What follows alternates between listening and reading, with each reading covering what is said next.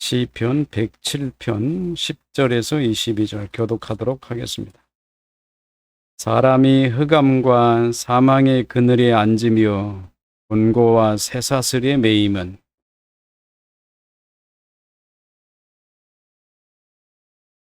그러므로 그가 고통을 주어 그들의 마음을 겸손하게 하셨으니 그들이 엎드러져도 돕는 자가 없었도다.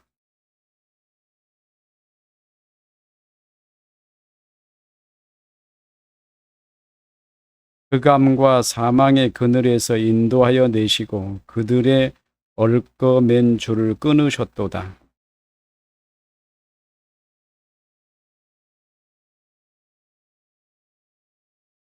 그가 논문을 깨뜨리시며 쇠 빗장을 꺾으셨음이로다.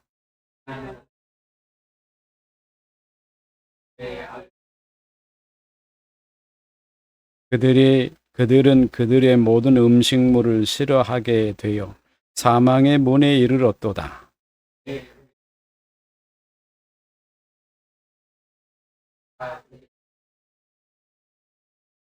그가 그의 말씀을 보내어 그들을 고치시고 위험한 지경에서 건지시는도다.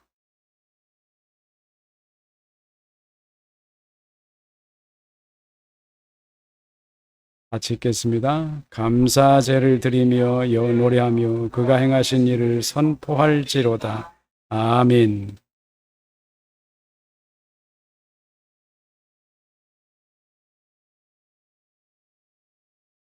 모든 진리는 하나님에게서만 나옵니다.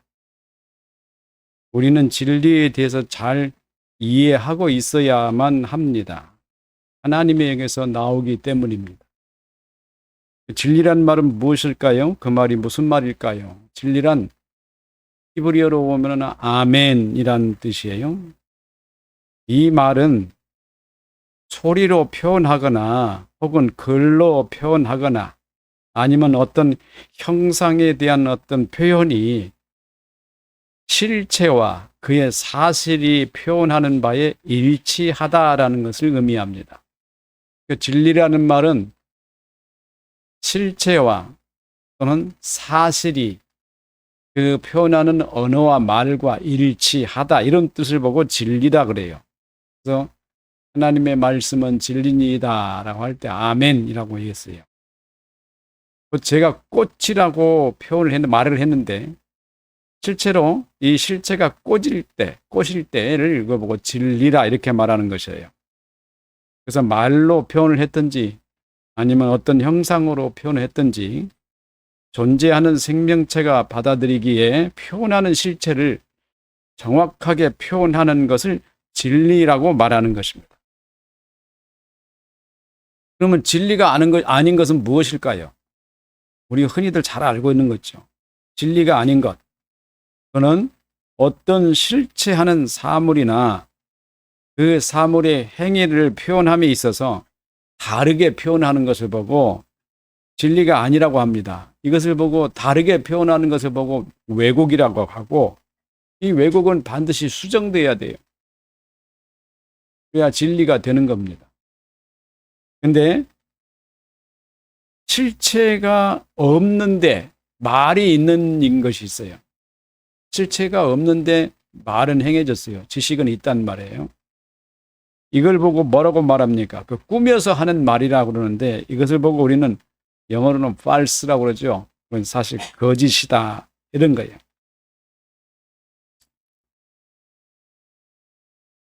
히브리어에서는 케다부 이렇게 말해요. 거짓이라고 합니다. 이 케다부라는 히브리 말은 어떤 뜻이냐면요. 스펠링을 갖다가 파싱을 해보면은 그 의미가 참 재미있어요. 히브리어 의미로 보면은 맨 앞에 있는 히브리어 철자가 코프라고 그래요. 카프는 이걸 보고 뭐라고 말하냐면 손바닥 이런 뜻이에요. 동그랗게 생겨서 글자가 이렇게 동그랗게. 카프의 손바닥이에요. 편손. 그리고 그 다음에 있는 단어가 달레트라 그래요. 달레트라는 말은 히브리어로 문을 뜻해요. 문. 그리고 그 다음에 있는 단어가 뭐냐면은 바브라 그래요. 바브는 히브리어로 뭐라고 말하냐면은 집을 뜻합니다. 그러니까 하프, 집, 문 이렇게 표현하게 되면은 어떤 의미냐면은 집의 문을 가리다 이런 뜻이에요. 그 집에 들어가지 못하게 하다 이런 의미예요. 그래서 이거를 보고 거짓이라고 그러는데 손으로 하늘을 가린다는 말이 있잖아요. 손으로 하늘을 가린다 이 말은 히브리어 단어로는 손으로 집을 가려 집에 들어가지 못하게 한다. 이걸 보고 거짓이다 그래요. 여기서 꼭 집을 말하는 것이 아니라 어떤 사실이나 혹은 어떤 문제 그리고 목적하는 바를 이루지 못하게 하는 것 이걸 보고 거짓이다. 그러니까 우리가 거짓이라는 말을 우리 흔히 많이 쓰면서도 사실 그 의미를 잘 모르고 거짓말이야, 잘못된 말이야, 다른 말이야 이렇게 말을 하면서도 그 의미의 깊은 내용을 잘 모르고 흔히들 많이 사용한단 말이에요. 거짓이라는 말은 실체가 없는 말, 실체가 없는 단순하게 실체가 없는 말 그러면은 또 의미를 잘 모릅니다. 그게 뭐 실체가 없을 수밖에 없는 것 뿐이지 이렇게만 이해를 할 거란 말이에요. 근데 성경에서 또는 하나님이 말씀하시는 거짓이라는 이런 뜻은 상당히 깊은 의미들을 가지고 있어요. 실체가 없는 말이란 말은 무슨 말이냐면 하나님의 말씀에 대비해서 이런 말을 한 거예요. 진리에 대비해서. 사람들에게는 하나님으로부터 나오는 진리와 또 하나님으로부터 나오지 않은 거짓이라는 두 개의 지식이 사람을 살게 하는 겁니다. 사람은 진리와 거짓 속에 살고 있어요.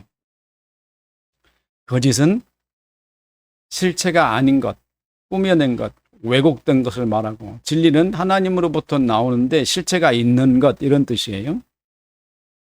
사람에게 이 지식은 두 가지가 있는데 하나님으로부터 나오는 진리와 또는 하나님으로부터 나오지 않은 거짓이 있다는 것을 우리가 알고 실체에 대한 명확한 표현은 진리이고 실체에 대한 왜곡되거나 없는 것을 표현하는 것이 거짓이다. 그러면 이거를 잘 이해를 해야 사실 기독교를 바르게 이해할 수가 있어요.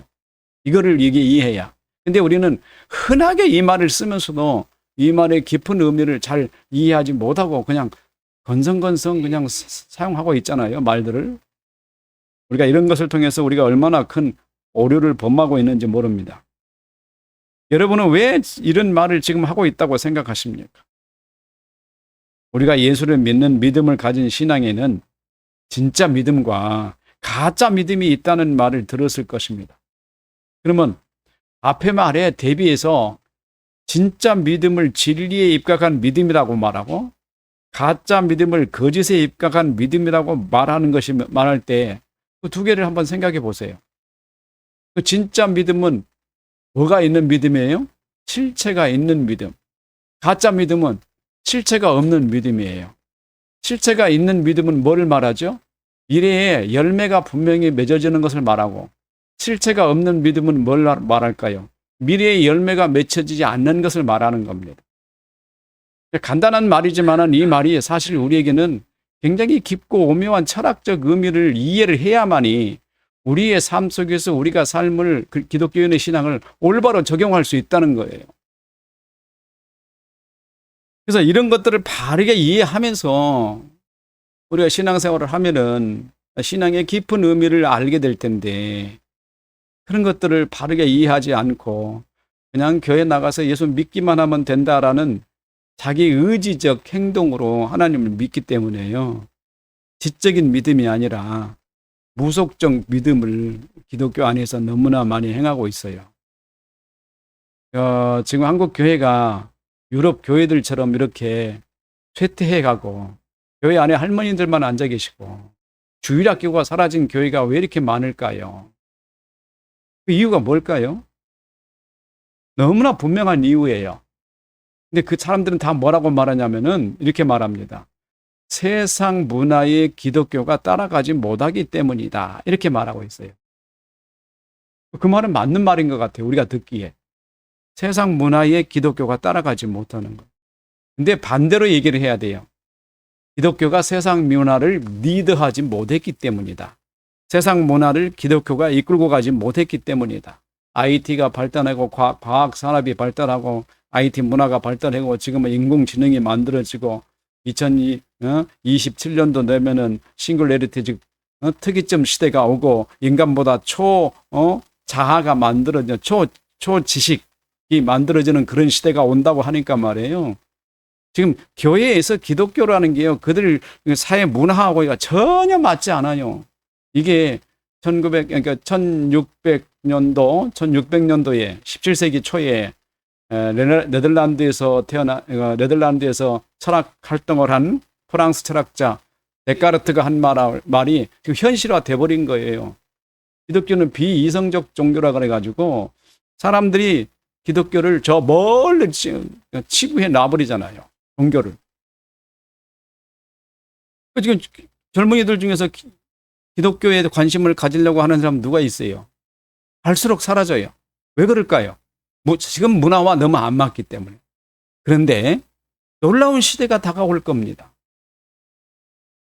이건 예언이 아니에요. 사실이에요. 그럴 수밖에 없어요. 왜 그러냐면 잘 보세요. 종교개혁 이후에 16세기, 17세기의 종교개혁 이후에 세상의 문화가 합리적인 과학 문화가 발달됐어요. 18세기부터 과학이 산업화가 등장하고 과학이 발전을 하기 시작하더니 19세기에 의해서 과학이 막 기하급수적으로 막 발전했어요. 그래서 20세기에 가더니 과학이 지금 뭐가 됐어요? 완전히 세상을 사로잡았잖아요. 21세기에 와서 이제 과학이 말입니다. 사람을 완전히 지배하는 시대가 와버렸잖아요. 이게 뭘 말하는 거죠? 사람의 문화의 변화에 따라서 사람들의 생각이 달라지더라. 그렇죠? 자, 이 다음 시대가 무슨 시대일까요? 21세기 시대를 보고 뭐라고 말합니까? 학교에 선생들도 있으니까 금방 알겠죠. 다음 시대를 뭐라고 말해요? 정보 시대라고 그래요. 데이터 시대, 정보. 그러면 이 데이터를, 사람과 데이터를 연결해 놓고 보면 한번 생각을 한번 해보세요. 사람과 데이터를.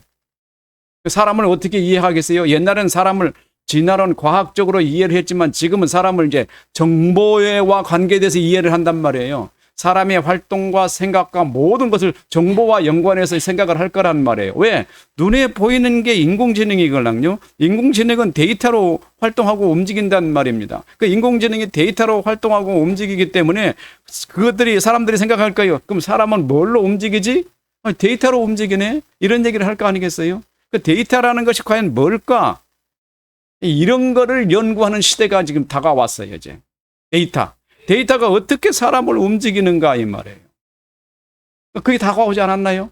다음 시대는 그 시대예요. 정보화 시대. 데이터 시대. 이 데이터를 가지고 AI 만들었죠. 데이터가 없으면 AI가 만들어지겠어요? 한번 생각해 보세요. 안 만들어지죠? 데이터가 없이 AI가 뭘 하겠어요? 우리가 상상할 수 없을 만큼 수백 쪽의 파라미터라는 그 데이터를 그에게 집어넣어줬더니 이 인공지능이 스스로 공부도 하고 말이에요. 스스로 사람처럼 활동도 하고 막 이렇게 한다는 말이에요.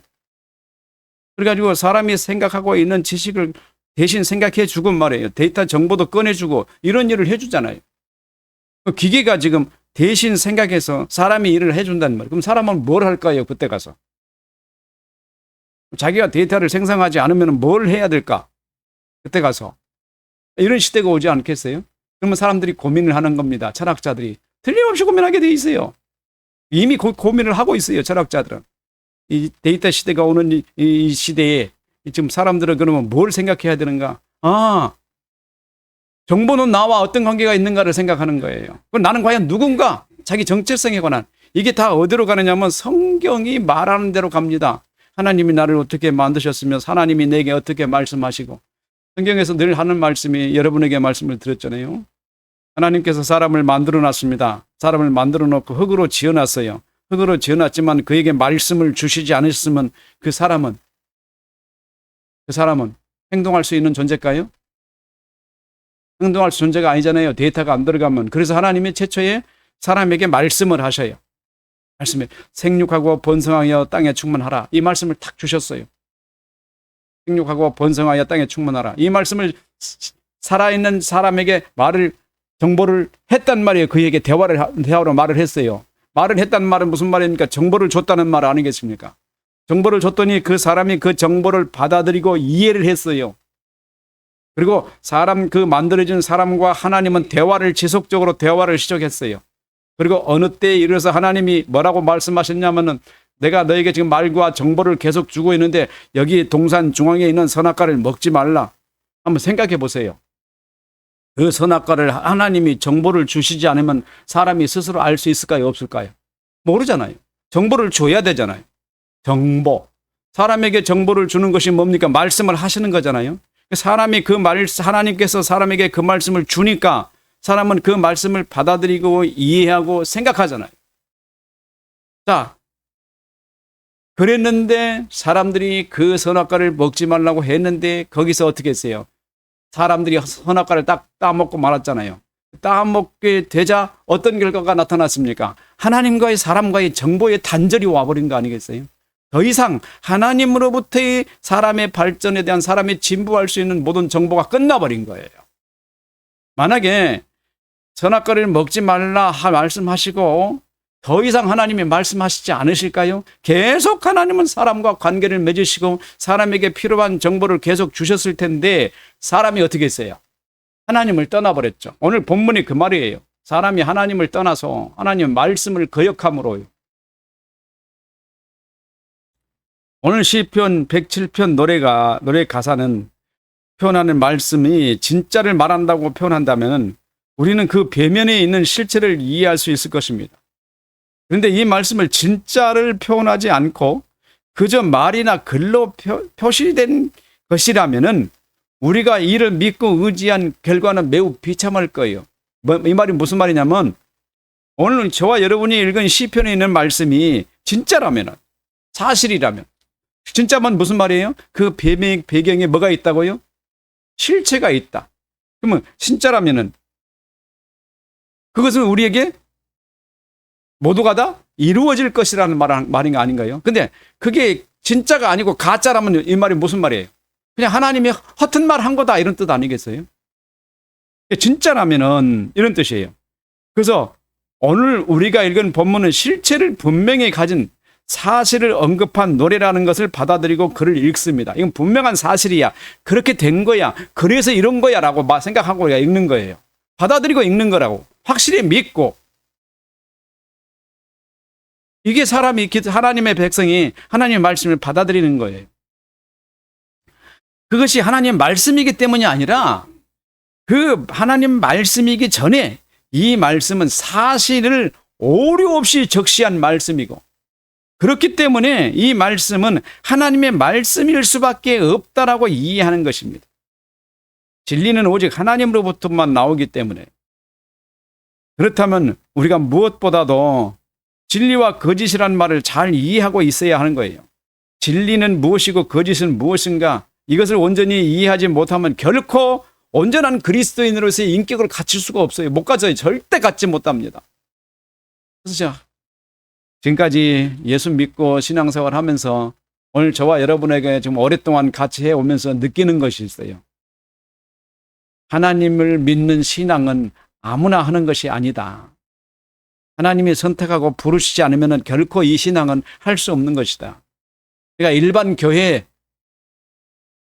교회들 천주교에서 배워온 그런 신학적 사상 배경을 가지고 그대로 신앙생활하고 있는 교회가 답습해오고 있는 신앙의 양태를 보면은 사람들이 지식과는 상관없어요. 평생 동안 예수 믿고 교회 다니는 신자가 나이가 86 다 돼가서 이제 노년이 다 돼갔어요. 어렸을 때부터 부모 때부터 모태신앙 했던 그분이 노년이 다 돼가도록 신앙생활 했는데요. 그분의 신앙 양태를 보면은 기독교가 아닌 거야. 이상하잖아요. 평생 동안 예수 믿었으면 참된 기독교의 모습을 보여야 되잖아요. 지식이 그 사람 속에서 활용하고 활동해가지고 사람들을 만나면 참된 지식을 전해주는 사람이 돼야 되잖아요. 그렇잖아요. 기독교의 참된 모습을 전해주고 기독교의 올바른 모습을 전해줄 수 있는 사람이어야 되잖아요. 그런 여러분들이 나이가 80이 다 돼가지고 내일 모레 가서 자녀들에게 기독교에 와서 말하려면은 분명하고 명확하게 하나님의 말씀이 여러분 지성 속에서 새겨지고 그 말씀의 삶을 사는 사람의 모습을 보여주는 것이 기독교다라고 명확하게 말할 수 있어야 되고, 여러분의 삶의 모습에서 기독교의 모습을 드러내는 사람이어야 되지 않겠어요? 전혀 그렇지도 않아요. 교회 나가서 주일날 예배 드리고 찬양하며 또한 기도하며 또는 헌금하고 그러면 교회 신앙생활 다 한 거야. 이게 무슨 기독교입니까? 이게 샤머니즘이지. 지식이라고는 하나도 없어. 왜 그랬을까요? 왜 잘못 배웠냔 말이에요, 지금까지. 너무나 한심스러워요, 기독교를 보면은. 왜? 무속 종교가 뭐가 틀립니까? 주일날 교회 와서 예배 시간에 예배 드리고, 그리고 돌아가서 또 일주일 내내 세상에서 살다가 주일 되면 또 와서 예배 드리고 헌금도 하고 찬양도 다 했는데, 삶에서는 그리스도의 모습이라고는 하나도 드러나지 않으면 그게 어떻게 그리스도인이었냐고요. 초대교회 때는 어떤 줄 아십니까? 아니, 노예가 말이에요. 하도 정직해. 너무너무 정직해요. 그가 말 한마디 한마디가 무겁기가 이루 말할 수 없어요. 말도 안 하고 묵직하게 자기 일만 충실하게 잘하는 이에요. 이 사람이 말입니다. 노예이면서도 또는 검투사이면서도, 사람을 죽이는 일을 하는 검투사이면서도 최선을 다해서 일을 하면서 그의 삶 속에서 남을 사랑하고 헌신하고 봉사하는 사랑의 모습을 드러내는 것. 기독교인의 모습을 드러내는 게 초대교회의 모습이었어요. 여러분들이 교회 나와서 신앙생활 하면서 여러분 삶 속에서 그리스도의 모습을 하나도 드러내지 않는다면 여러분 신앙을 의심해야 돼요. 여러분 자신이. 그래야 되지 않겠어요? 일주일 내내 살면서 그리스도의 향기란 한 방울도 드러내지 않는 사람이 말이에요. 교회 와서 예배드리면 하나님이 내가 너를 안다고 받아주시겠냐고 한번 생각해 보란 말이에요. 하나님이 내게 은혜 주셔서 감사합니다고 말하고, 하나님이 나를 도와주셔서 고맙다고 말하면서도 주일날 가서 예배드리고 감사한금 드리면서도 그의 삶 속에서 그리스도의 모습을 하나도 드러내지 않은 이런 모습을 가진 사람이라면 그 속에 그리스도의 향기가 없는 사람 아니고 그리스도 말씀이 심겨지지 않은 사람이잖아요. 복음과 아무런 관계없는 사람이잖아요. 하나님이 우리에게 지금 날마다 여러분들을 주일마다 교회로 불러서 말씀을 주시는 이유가 뭘까요? 그 이유가 뭡니까? 여러분으로 그리스도의 삶을 살라고 하는 거 아니겠습니까? 왜 우리는 그렇게 살지 않았나요? 지난날까지 우리가 배운 신앙생활의 양태의 모습이 얼마나 무속적 신앙생활이었기 때문에 그거를 바꾸지도 못하는 거예요. 오히려 어떻게 생각하냐면 여기서 말하는 게 더 이상스러워요.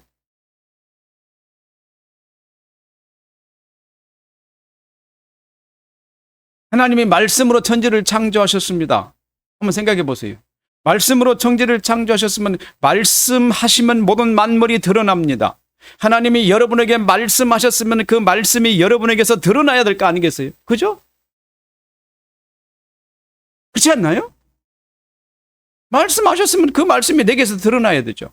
자, 그러면 하나님이 말씀하셨다고 우리가 고백하는데도 불구하고 내가 사는 삶 속에서 그 말씀이 하나도 드러나지 않았으면은 그러면 하나님이 내게 말씀하신 거예요? 아니면 내 생각인 거예요? 여기에 신앙의 결정적인 종류가 명확하게 구분되고 있어요. 구원받을 사람과 구원받지 못한 사람. 성경은 뭐라고 말하냐면은 하나님의 말씀대로 사는 사람을 구원받는 사람이라고 하고, 하나님 말씀대로 살지 못하는 사람을 구원받지 못하는 사람이라고 명확하게 성경은 말하고 있단 말입니다. 근데 우리는 뭐예요? 오늘날 우리 교회가 너무너무 잘못된 방향으로 가면서 2단, 3단 서로 따져가며 네가 옳으니 내가 옳으니 막 그러고 있잖아요. 우리 교회도 한동안 몇 개월간 정말로 2단에 속해 있는 청년이 왔다가 지금 못 붙어 있고 가버렸어요. 물론 못 붙어 있을 수밖에 없어요. 왜냐하면 그의 환경이, 그의 생각이 우리하고는 같이 있을 수가 없는 조건이기 때문에. 이단들이요, 천안의 이단들이 득실득실해요. 어머니 하나님 또는 또 비기독교적인 형태들, 이게 얼마나 많은 천하의 이단들이 많은지 몰라요. 또 문성명이라고 통일교라고 하는 것, 또 신천지 하나님도 성정동에 자리 잡고 있고 말이에요.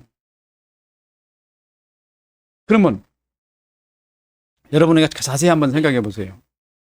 교회 안에서 2층에서는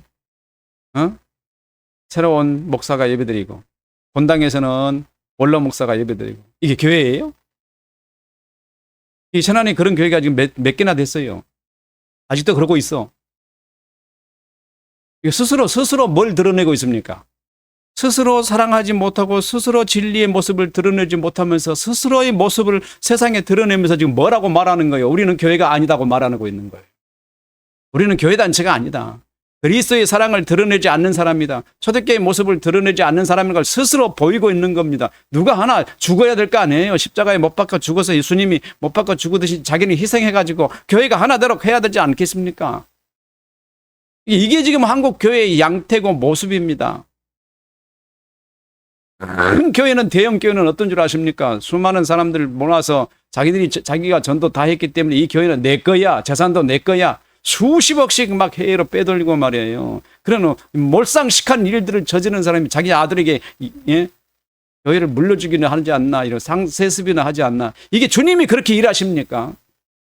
이게 우리 교회의 모습이잖아요. 뭐가 없다는 거예요. 하나님이 말씀하셨는데 그 말씀에 대한 모습이 내게 드러나지 않는다. 그러면 뭡니까? 비그리스도인이라는 말이에요. 기독교인이 아니다, 이런 뜻이에요.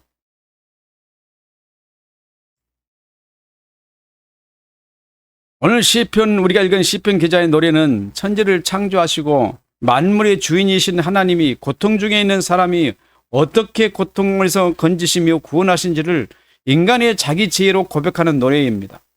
하나님이 사람들을 어떻게 고백했나? 인간이 자기 지혜로. 시편 기자가 노래했어요. 사람이 흑암과 사망의 그늘에 앉으며 곤고와 쇠사슬에 매임은, 왜 사람이 고통과 고난과 아픔과 질병 속에서 매여 있느냐 이 말이죠. 왜 고통 속에 빠져 있고 쇠사슬에 매여 있고 곤고 속에 매여 있냐 이 말이에요. 그 이유가 뭐냐? 분명하게 말해요. 하나님의 말씀을 거역하며 지존자의 뜻을 멸시함이라. 하나님의 말씀을 거역한 모습이 뭡니까? 내게서 하나님의 말씀의 모습이 드러나지 않은 거. 내게서 예수 그리스도의 말씀의 모습이 드러나지 않는 거. 내 속에서 그리스도의 삶의 모습이 드러나지 않으면서 어떻게 그리스도인이라고 하느냐는 말이에요. 이게 지금 우리 교회의 모습 아닙니까? 우리가 심각한 모습들을 우리는 해왔던 겁니다. 하나님의 말씀을 거역하며 지존자의 뜻을 멸시함이라. 그러므로 그가 고통을 주어 그들의 마음을 겸손하게 하셨으나 그들이 엎드려져도 돕는 자가 없었도다. 그러잖아요. 우리 지난 2번 시간에 우리가 보아왔지 않습니까? 우리 인생의 삶 속에서 일어나는 수없이 많은 어려움과 고통과 해악, 악한 것들이 왜 우리 속에서 일어나고 있는가? 하나님은 그 악이 일어날 때 하나님은 어디 계시는가? 가인의 얘기를 통해서 여러분에게 말씀을 드렸죠. 우리 속에도 그 악은 항상 지금 기회를 노려보고 있습니다. 그래서 여러분들이 그 악에 빠져들지 않기 위해서는 어떻게 해야 되겠습니까? 하나님 말씀에 따라 살아야 한단 말이죠. 말씀이 여러분들을 지배하게 해야 된다는 겁니다. 그 악에 빠지지 않기 위해서 우리는 언제든지 그 악에 빠질 수가 있단 말이에요. 그렇기 때문에 우리가 항상 조심해야 될 것은 우리가 하나님의 말씀을 생각하고 그 말씀에 귀를 기울이고 그 말씀에 따라 살아야 된다는 거예요. 10절을 보십시오. 사람이 흑암과 사망의 그늘에 앉으며 곤고와 쇠사슬에 매여 있습니다. 그 원인은 하나님의 말씀을 거역하고 지존자의 뜻을 멸시했기 때문이라고 말합니다. 이는 지음받은 존재가 자기를 지으신 분이 제공하는 지식에 따라 살아야 하는데 그렇지 않고 제 마음대로 살았기 때문이라고 말합니다. 이게 앞으로 인공지능이 활발하게 되고 특이점이 와서 슈퍼 인공지능이 생기게 되면은 사람들이 생각을 할 거예요. 이런 생각들을 다 한단 말입니다. 그 슈퍼 인공지능이 말이에요. 아니 지음받은 사람, 지음을 지어준 사람은 사람이기 때문에 사람이 지시한 대로 행동을 해야 되잖아요. 그잖아요. 그죠? 만약에 그에게 지식을 안 넣어주면 어떻게 되겠어요? 그게 슈퍼 인공지능이 되겠어요? 안 될 거 아니겠습니까? 사람도 똑같아요. 그래서 바로 이와 같은 생각을 사람들이 하게 될 것이다. 우리가 하나님으로부터 지음을 받았으면 하나님이 우리에게 살도록 하는 지식을 넣어줘야 할 것이라는 생각을 하게 될 거란 말이에요. 그러면은 하나님으로부터 지식을 받으려고 하는 사람이 생겨날 거란 말이에요. 젊은이들이 이런 생각을 하게 되고 내가 하나님께 나가야 되겠구나 이런 생각을 할 사람들이 많아지게 되고 앞으로 교회가 부흥되는 날이 올 거라 이 말이에요. 미래의 교회가 한 번간은 반드시 부흥이 되는 날이 와요. 엄청나게 부흥되는 날. 모든 사람들이 교회로 몰려들 수밖에 없는 그런 상황이 되는 날이 이 올 거란 말이에요. 그래서 우리가 그거를 철저하게 준비하고 있어야 돼요. 왜냐하면 그들이 올 수밖에 없어요. 이 그 시대의 사상과 그 시대가 그거를 좀 향해서 나가고 있기 때문에 사람들이 전부 다 말하는 거예요. 아, 사람도 데이터가 있어야. 그렇잖아요. 여러분들이 학교에서 교사가 되고 회사에서 직장에서 직업인이 되기 위해서는 여러분이 가지고 있는 어떤 지적 정보가 여러분에게 있어야만 가능한 거 아니겠어요? 안 그래요? 생판 모르는 농사꾼한테 가서 학교 가서 학생들 가르치십시오 하면 가르칠 수 있어요? 없어요? 뭐가 필요해요? 내 안에 뭐가 있어야 돼요? 지식이 있어야 되잖아요. 이게 AI 인공지능하고 뭐가 틀립니까? 지금까지 우리는 그 문제에 대해서 철학적으로 생각하지 않았었는데 앞으로는 생각하게 될 거라는 말이에요. 우리를 운영하고 우리를 이끌고 가는 우리 안의 정체가 뭐냐? 데이터라, 정보다. 우리의 정체성이 뭐냐? 지식이다라는 날이 머지않아 그런 날을 생각을 하게 될 날이 오게 될 거란 말이에요. 젊은이들이 그런 생각을 하게 되면 어디를 찾겠습니까? 최초의 지식을 만들어주신 하나님을 향해 나가오지 않겠어요?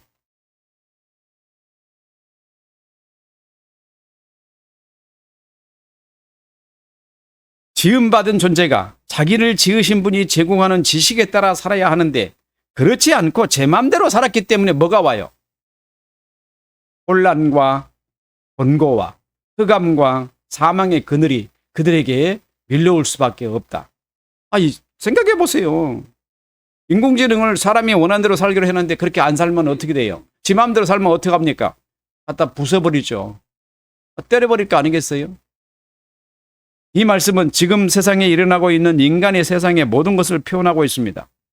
전쟁의 재앙에서 신음하고 고통당하는 것, 천재 재앙에서부터 집을 잃고 천막에 거하며 괴로움을 처하는 것, 개개인의 삶 속에서 일어나는 온갖 고통의 원인은 곧 하나님의 말씀을 거역하며 지존자의 뜻을 멸시하기 때문이라. 하나님께서 이렇게 하라 그러셨으면 그 길을 따라가면 안전할 텐데 하나님은 모든 걸 다 알고 계시잖아요. 천지를 창조하신 분이시기 때문에. 그죠? 근데 사람은 그 말을 들으려고 하지 않습니다. 안 들으려고 해요. 왜? 지 마음대로 살려고 해요. 지 마음대로 살면 안 된다고 하나님이 분명히 말씀하시는데 하나님께서 사람을 만들어 놓고 사람이 말 안 듣는다고 매를 때리시는 분은 아니라는 말 착각하시면 안 돼요. 하나님은 그렇게 매를 때리실 줄은 몰라요. 하나님은 사람을 사랑하셔요. 끝까지. 왜? 사람을 하나님이 지으셨기 때문에. 그리고 그가 어떻게 살아야 올바른 삶을 살고 어떻게 살아야 행복한지를 하나님은 알고 계신다는 말이에요. 그래서 사람이 행복하게 사는 걸 하나님이 원하신다고 그랬어요. 하나님의 뜻은 너희를 향한 재앙이 아니란 말이에요. 너희가 행복하게 잘 사는 걸 하나님의 뜻이란 말이에요. 믿는 자 안 믿는 자 가리지 않습니다. 누구든지 하나님은 하나님 말씀대로 행복하게 사는 걸 하나님이 원하신다는 말이에요. 근데 사람이 어떻게 해요? 제 마음대로 살잖아요. 고통이 뭡니까? 고통은 눈앞에 닥친 인생의 문제에 대한 해결 방법을 알지 못하고 영혼의 지성이 어둠에 뒤덮일 때 시작되는 걸 보고 고통이라고 그래요.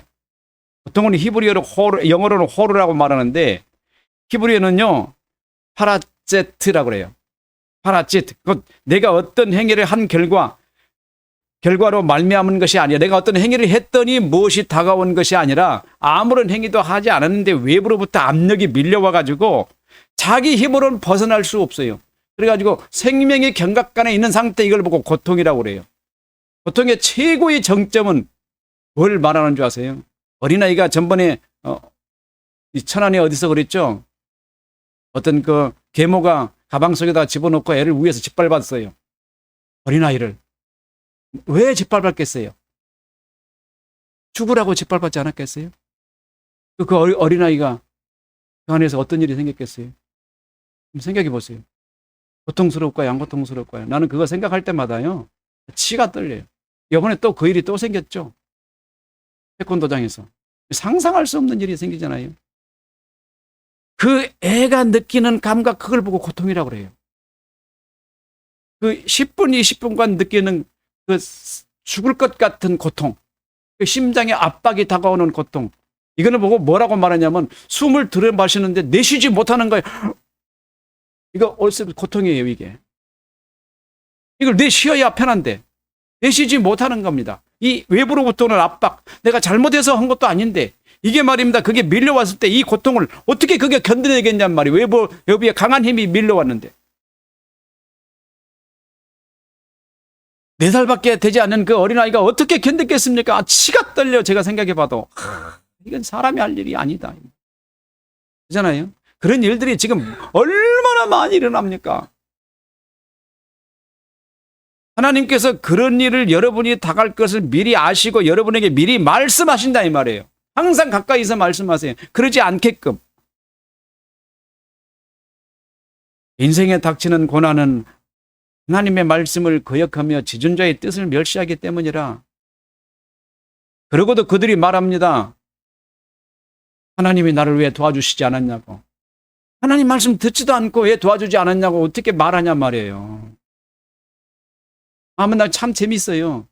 교회 나가서는 무속종교 믿듯이 믿습니다 하면서 하나님 말씀을 듣지도 않아. 제 마음대로 살아. 그리고 주일날 와서는 또 믿습니다 하고 그리고 또 하나님 제 마음대로 해요. 그가 고통당하면 하나님이 피하라고 했는데 그 말이 들릴까요? 안 들릴까요? 안 들리는 거 아니겠어요? 하나님은 뭘로 일하신다고 그랬습니까? 말씀으로 일하신다. 오늘도 그 본문이 나옵니다.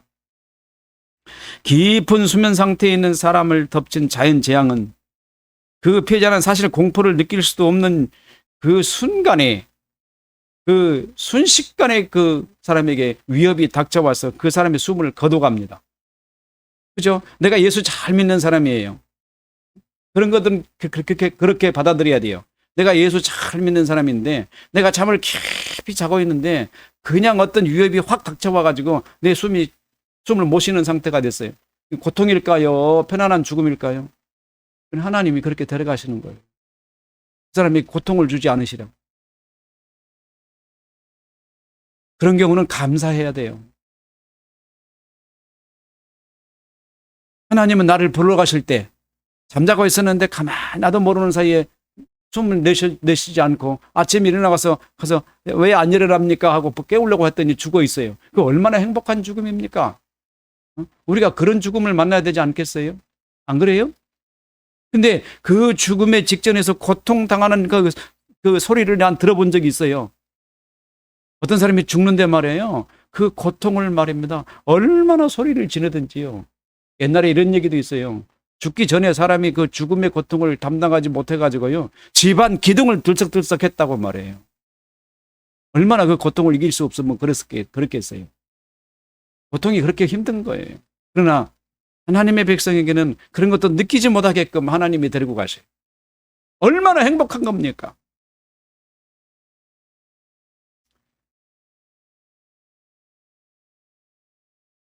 그러나 이 고통 하나가 또 어떤 일을 저지른지 아세요?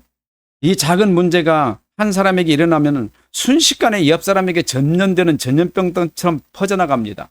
이 고통이 커지면 결국 걷잡을 수 없는 상황으로 번지고 심지어는 세계 전쟁과 같은 그 어마어마한 재앙으로까지 퍼집니다. 큰 불은 큰 불로 내는 게 아니에요. 그러잖아요. 산에 저 큰 불이 났는데 옆 산에 있는 산에 있는 산불 갔다가 그다가 불 내나네요. 작은 성냥골 하나에서 불 나는 거예요. 작은 불에서. 지난 시간에 여러분에게 말씀을 드리기를 재앙의 불씨가 이미 자라서 타오르면 하나님께서 이것을 관여하시지 않는다고 말씀드렸어요. 재앙의 불이 다 타기까지 하나님은 내버려 두셔요. 왜? 하나님은 뭘로 일하시기 때문에? 말씀으로 일하시기 때문에. 하나님이 말씀으로 일하시면은 그 누구에게 말씀하실까요? 그 말을 들을 수 있는 사람에게 말할 거 아니겠어요? 가장 중요한 건 기독교는 하나님의 말씀을 들을 수 있는 사람이 돼야 된다는 거예요.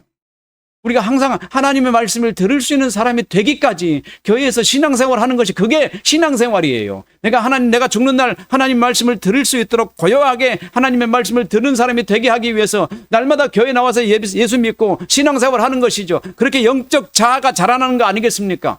그거하고는 아무 관계 없어요. 세상 사람들 똑같이 살면서 교회 나와서 내가 믿습니다. 하나님 아멘 하고는 하지만은 무속 종교 믿듯이 그냥 믿고 지식하고는 아무런 관심이 없고 하나님 말씀과는 아무런 관심이 없는 신앙생활을 하는 사람들에게 그 사람이 구원이 있느냐? 성경에는 없다고 말해요. 그런 사람들 구원이 없어요.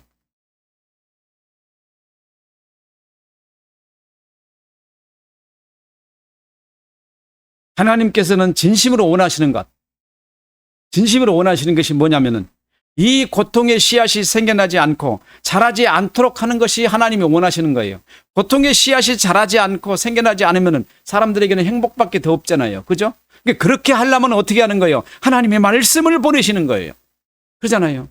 여러분에게 고통이 없고 여러분에게 재앙이 만나지 않게 하려면 하나님 말씀을 여러분에게 보내시는 겁니다. 그러면 여러분이 그 말씀을 들을 수 있는 사람이 돼야 되잖아요. 그게 핵심이잖아요. 교회는 그걸 가르치고 있는 거예요. 여러분으로 하나님 말씀을 듣게 하기 위해서. 교회 안에서 병났고 이적기적 행하려고 교회에 듣고 앉아있는 거 사람들 보면은 이거는 기독교가 아닌데 왜 저렇게 할까요? 하나님의 백날 그렇게 말씀하셔도 한번 생각해 보세요. 예수님께서 이 땅에 오셨을 때 죽었다가 살아난, 달리다고 해서 살아난 그 여인, 그 아기 지금도 살아 있습니까? 그렇게 살리면 무슨 소용이 있어요? 또 죽잖아요. 안진뱅이 38년 동안 그 환자로 있던 안진뱅이가 지금도 살아 있나요? 죽었잖아요. 고침을 받고. 왜요? 그렇게 살린 것은 다 죽어요. 예수께서 그 일을 하시는 것은 뭘 목적으로 하셨습니까? 당신이 하나님의 아들이신 것을 드러내신 게 목적이었잖아요. 그렇잖아요. 그러면 정말로 원하는 것은 무엇입니까? 예수께서 원하시는 것은 그들의 영혼에다가 당신의 삶과 당신이 행하신 모든 일들에 관한 복음을 그들의 지성에 심겨주고 그들에게 그 복음으로 사람을 살게 하는 것이 그게 하나님의 목적이었잖아요. 그래서 그 복음의 삶으로 예수 그리스도의 삶을 드러내는 작은 그리스도인이 되게 하는 게 이게 예수님의 목적이었는데 그것과는 전혀 달라요. 예수님께서 행하신 일을 오늘 또 자기들이 또 하려고 그래요. 마태복음 7장에 예수께서 뭐라고 그랬습니까? 이 불법을 행한 자들하고 말하지 않았나요? 주님과는 전혀 다른 뜻을 행하려고 하는 사람들. 여러분에게 가장 중요한 것이 뭡니까? 그 말씀을 듣고 말씀대로 살 수 있는 사람. 주님께서는 말씀을 통해서 일을 행하시기 때문에 하나님이 백성이 있는 곳에 하나님의 말씀이 있고 그 말씀이 있는 곳에는 성령이 계십니다.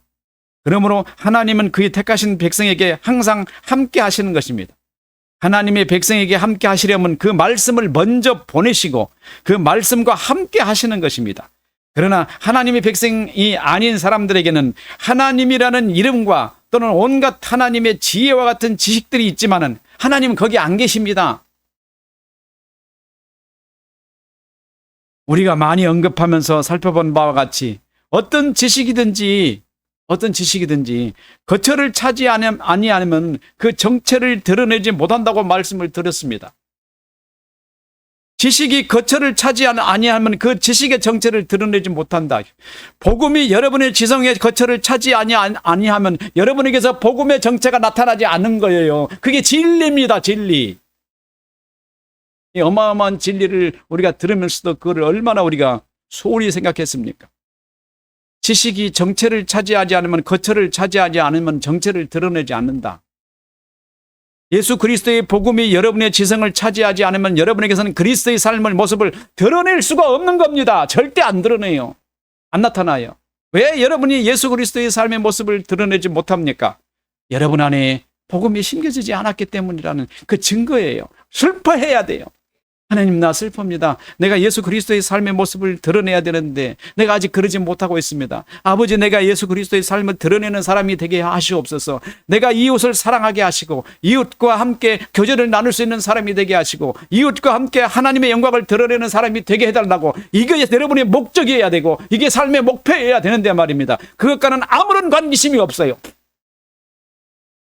그러면 그리스도인입니까? 아닙니까?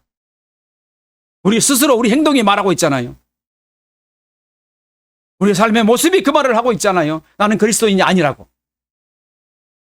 얼마나 무섭습니까? 왜 기독교가 다른 방향으로 가고 있었냔 말이에요. 11절 말씀을 보십시오. 하나님의 말씀을 거역하며 지존자의 뜻을 멸시합니다. 자기 안에 거처를 차지하라고 하는 그 말씀을 그가 거역하는 거예요. 내 안에 복음이 들어오려고 하는데 내가 막아내는 거예요. 들어오지 말라고. 이걸 보고 뭐라고 말합니까? 불순종이라고 말합니다. 다시 말해서 말씀이 자기에게 임하는 것을 거절하는 것인데 이는 명백하게 하나님의 말씀을 갖지 않은 상태라는 것을 말합니다. 이것 때문에 고통이 온다. 우리가 하나님 말씀을 거절하기 때문에 고통이 온다. 저와 여러분이 하나님의 말씀을 받아들이며 그 말씀대로 살려고 하는 생각을 조금이라도 하면은 고통은 여러분에게 사라집니다. 위협도 사라지고 재앙도 사라지고 여러분에게 행복한 모습만 드러난단 말이에요.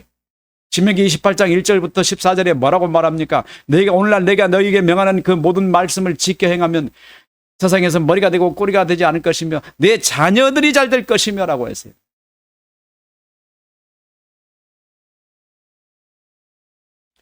시편 기자는 하나님의 말씀이 거하지 않는 사람에게 고통이 임하고 그를 겸손하게 하지만은 하나님의 말씀이 거하지 않은 사람에게 고통도 임하고 하나님께서 그 고통으로 그를 겸손하고 낮아지게 하지만은 더 무서운 말이에요. 그가 엎드러져도 누가 없어요. 돕는 사람이 없도다. 여러분들이 고통과 재앙을 만났을 때 누가 돕는 사람이 있으면은 여러분이 금방 일어날 수 있을 거 아니겠어요? 그죠? 그런 사람이 없으면 얼마나 불행합니까? 이게 세상 사는 사람이 삶이겠어요? 여기에서 우리는 진리와 거짓의 명확한 정체를 확인할 수 있습니다. 하나님 말씀은 진리이기 때문에 항상 진리의 말씀과 실체이신 하나님이 함께 거하십니다. 그러나 그 지식을 거절한 사람의 지식은 하나님의 말씀이 아닌 지식입니다. 그래서 그 지식은 실체가 없는 지식이기 때문에 실체가 없다는 것은 그 사람에게도 어떤 도울 수 있는 사람이 그에게 다가오지도 않고 그와 함께할 사람도 없다는 비극적인 얘기밖에 더 됩니까? 나로 믿음을 일으키는 지식은 실체가 있는 지식입니다. 이 실체는 지식으로 말해 줍니다. 그래서 은혜가 있다고 말할 때 그것이 진리이면 은혜가 따라가는 것입니다. 그러나 같은 말이라도 진리가 아닌 말뿐이지 실체가 함께하지 않기 때문에 빈말인 은혜가 얼마나 많습니까? 은혜 받았다고 했으면서 은혜를 받았으면 그 행동이 나타나야 되잖아요. 그죠? 나 은혜 많이 받았어. 그런데 가보니까 은혜는 그냥 거짓말 받아가지고 아무것도 없어요. 그리스도의 삶은 하나도 드러나지 않았어. 은혜 받은 사람입니까? 안 받은 사람입니까? 빈말. 자기 말로 나 은혜 받았다고 한 것 아니겠어요? 얼마나 왜곡된 신앙 속에서 우리가 살아왔습니까? 그들이 환난 중에 여호와께 부르짖음에 그들이 고통에서 구원하시되 이렇게 누구를 구원하셨어요? 하나님의 말씀을 듣는 사람.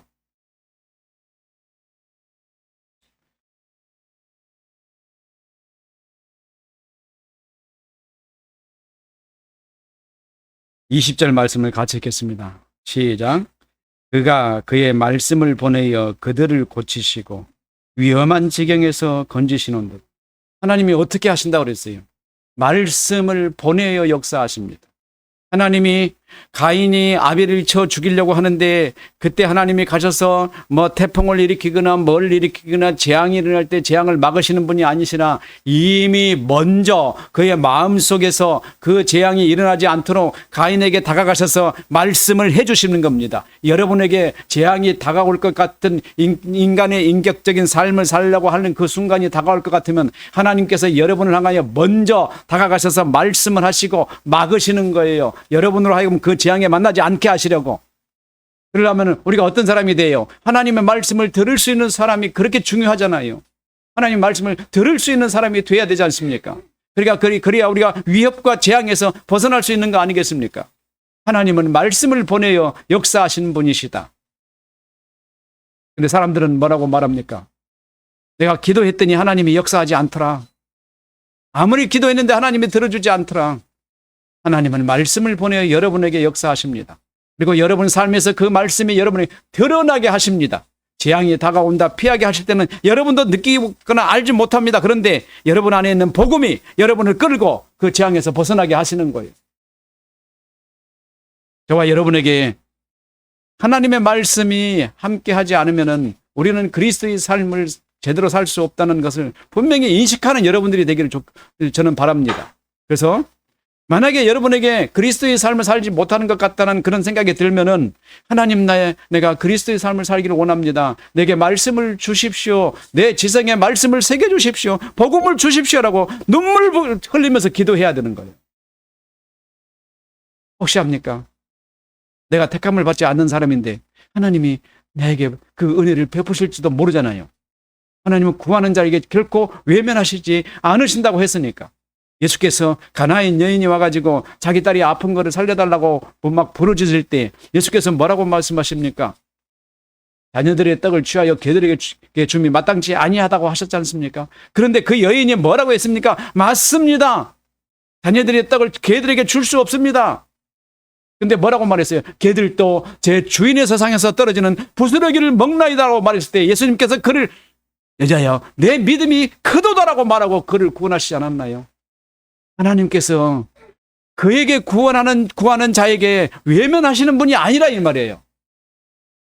비록 택함을 받지 않았을지도 모르지만은 구하는 자에게 하나님이 외면하시지 않은 그 사랑을 함께 누리는 그런 성도들이 되는 것이 얼마나 중요합니까? 인생을 행복하게 사는 삶, 그리고 주님 앞에 가서 아버지의 온전한 재판을 받게 될 때 주께서 나를 기억해 주실지도 모르잖아요. 하나님 말씀대로 인생을 살아가려는 저와 여러분 되시기를 주님의 이름으로 축원합니다. 기도하겠습니다.